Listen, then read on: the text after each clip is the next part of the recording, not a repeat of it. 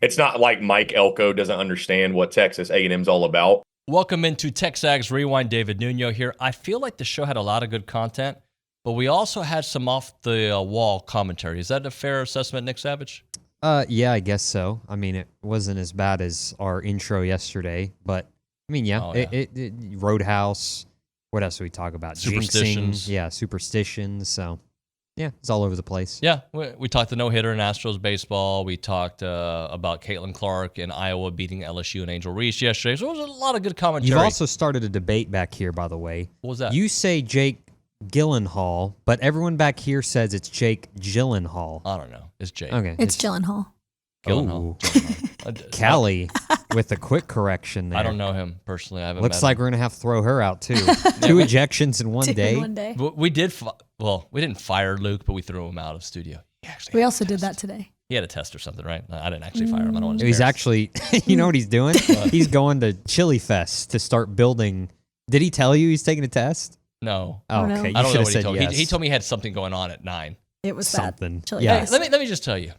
I love that Luke does a lot of work. Like, he does a lot. But he does so much that it should not interfere with TexAgs. That's why Calita is there in the chair. Calita, or Callie, what do we have on the show today that you liked? I liked all of it. I know that's such a cop-out, but I really liked Chris Phillips with SEC Unfiltered, and then I also liked Tom Hart. I'm really jealous of him also. That was another thing. We had a shirtless Tom Hart on the show today. But he was smart to not go too shirtless, right? Because he kept it above. Like, if it would have been me, I would have had it like 10 feet away. I would have had oil. I would have been flexing. But that didn't happen. We also had Charean Williams on the show. We mentioned Chris Phillips, Tom Hart, and, of course, Obi-Wan Kenobi was on the program. That and more is the Rewind. Low-hanging fruit? Don't you have to take Braden Montgomery? The SEC Player of the Week? Yeah. Well, didn't we talk about yesterday? 7 of 14, 4 home runs. I'm not even looking at the. You know it. 7 of 14, 4 home runs, 7 RBI. Got a big double, scored the game-winning run in Game 3. Well, I want you to look at these stats. These are this week. Just this week. All-around general studliness. 4-11, 4 homers, 8 RBI, 8 runs scored, 4 walks. Is he good at baseball? He's good at baseball. Yeah, I think he's. Man, you got a. I don't know. What else can you give me something else with 8 runs scored, 8 RBIs, 4 walks, 4 home runs? That's not a season. What else can you do? That's in a week. That looks like a full house. Jesse Kasopoulos. I'm thinking 8s and 4s. Oh, okay. You weren't thinking about like poker. Bob Saget. Yeah, I don't think about Bob Saget very often. Okay. Maybe when I'm depressed. Uncle Jesse? I didn't really watch the show. Oh, I've heard of the Olsen twins. They were like little babies then, right? Yeah, but now they're like they own companies. Yeah. They're business icons, apparently. Huh. Let's do Mr. Consistency is the next one. Are you familiar with Evan Oschenbeck? I am. He's from Brenham. He is. Look at those stats right there. 4 innings pitched on Thursday. He had the 5 strikeouts. The 1 run Saturday comes in and helps him out, obviously, at the very end. Every time he comes out there, you can count on him. You really feel that way, don't you? Yeah. He comes in and did he give up a home run this week? I believe he did on Thursday. Yes. Yeah. So he's not perfect. He is human. He's our kind of perfect. But he is a. You just feel good when he comes in the game. Oh, when he comes in, I'm thinking, okay, whatever's the situation is, if there's a fire, it's put out. Right. Charean, I think it was last week that you wrote about Mike McCarthy insisting he doesn't feel pressure to do more with less. Explain that, because I think this is maybe I'm wrong, OB, but I feel like this is a make or break year, as last year felt like it should have been. Well, he did him no favors. We were in Orlando last week for the NFL owners meetings, and obviously we had all the rules changes, and which is going to be interesting with the kickoff. Was one thing they did, but yeah, the coaches all talked at the thing, and Mike McCarthy said that you have pressure every year as a head coach was the basic premise of what he said, I understand that there is pressure every year for head coaches, but it's extraordinary pressure. It's more pressure, whatever word you want to use, when you're in the final year of your contract. And the GM of the team has not done anything to help you. In fact, you're significantly worse talent-wise than you were the previous season. So, I feel bad for Mike McCarthy because he's had 3 consecutive years of 12 wins, which is the first time the Cowboys have done that since the 1990s. It should have brought him a contract extension. Instead, as Jerry always does, he's making him play out the contract. Every assistant coach on that staff is in the final year of his contract, so they're fighting for their jobs, not knowing where they're going to be next year. And it's just a difficult working environment, in my opinion.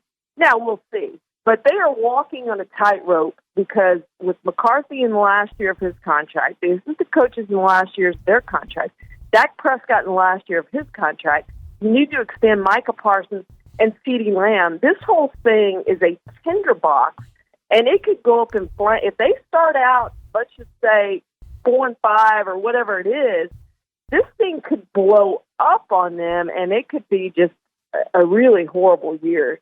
And I thought maybe you could pose some of those questions to me, and I can give you what I think about it. I think one of them was about the culture. Am I right about that?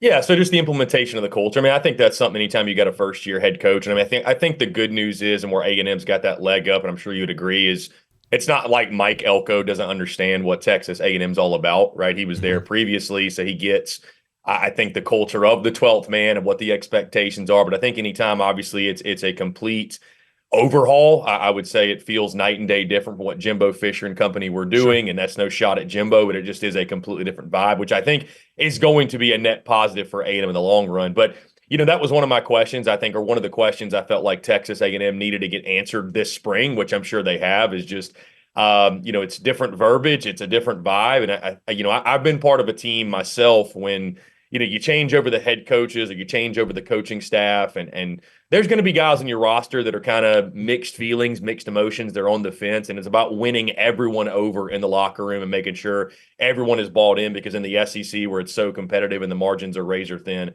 you need everybody bought in to have success. So I think that's important, obviously, and I'm sure he's doing that again, just laying the foundation this spring. Chris, what I'll say to that is a couple things. First off, any SEC team that wins 12 games in 2 years is going to have a bad culture. There's no SEC team that has a great culture that loses, right? That's just a fact.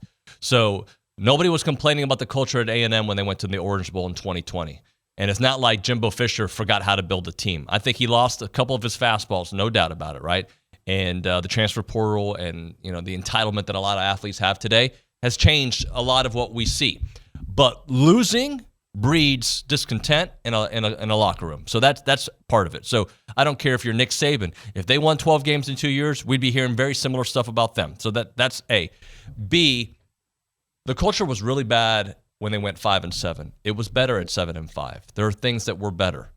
I do think that Mike Elko is addressing a lot of the deficiencies that A&M had head on. When I watch Braden Montgomery play, man, I think to myself, because I hate the portal, but I love the portal. And he's the reason that I love the portal. Yeah, you should love the portal. By the way, I'm in the Caribbean right now, right? The Pirates of the Caribbean keeps coming up as a theme. The SEC has absolutely raided the Pac-12 over the last 3 years. For a second there, everybody had a shortstop from the West Coast, Pac-12, Hawaii, that otherwise would have ended up at Arizona or UCLA or Stanford or Cal. And now you go to Stanford, you grab maybe the best hitter in college baseball right now. It's another reminder that this is a destination for college baseball players, not just that they get to play in front of 10 to 15,000 on Friday nights, and every game is on TV, and that level of awareness and celebrity comes with it.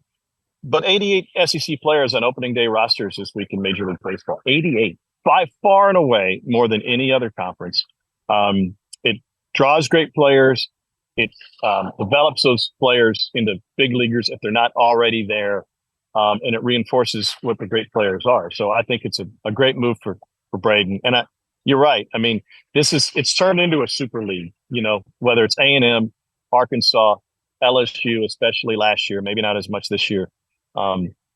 They're all the Yankees, and that they can go out and generally, I'm not saying it doesn't take hard work and great coaching and incredible recruiting, but generally pick and choose and get the best players from other spots onto their roster. A quick example, A&M the other night had a battery of a catcher and a pitcher, both from Texas Tech. Texas Tech ends up like in Omaha every other year. That's a good, solid, nationally relevant program. And they just go plunk a couple guys and bring them to Fayetteville. So, yeah, the portal, you could make a case if you did a breakdown study. I think you could make a case that the SEC takes better advantage of the portal in baseball than in any other sport. And that includes all the greats that have come through in football. You know what I like about Callie is that when you go ask the social center people normally what your favorite part of the show was, they'd be like, it was OB. No, she can tell you the whole rundown, and I haven't sent anything to her, so I appreciate that, Kaylee. Yeah, there's certain Calita for you, buddy. Kaylee, Callie, Kalita. It's all the same. There's certain people that you know they're just going to say Tom Hart is the first name they can think of. Billy Lucci, Olin Buchanan. Calita actually thinks about Ronnie pressured me into saying Billy on Friday. Hey, guys, this is a really long outro and intro, so thanks so much for watching. We'll see you next time.